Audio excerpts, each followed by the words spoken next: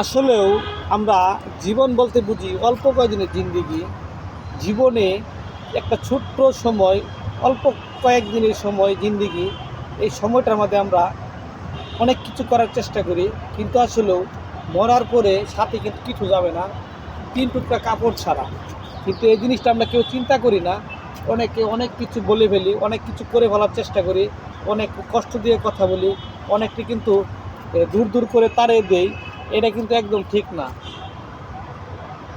আমরা কিন্তু মরার পরে সাথে কিন্তু কিছু নিতে পারবো না আমলনামা ছাড়া।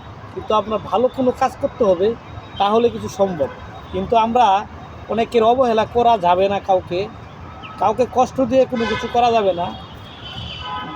ভালো কিছু করতে হলে, ভালো কিছু সমাজে মানুষকে উপহার দিতে হবে, ভালো কিছু কাজ করে যেতে হবে, আপনার দিনের পথে থাকতে হবে, তাহলে কিছু সম্ভব।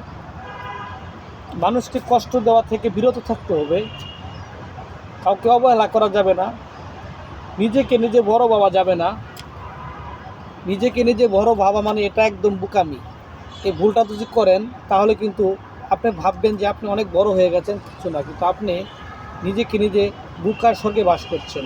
এজন্য আপনাকে সবাইকে বলতে চাই, নিজেকে নিজে কখনো বড় ভাবা যাবে না। আসসালামু আলাইকুম।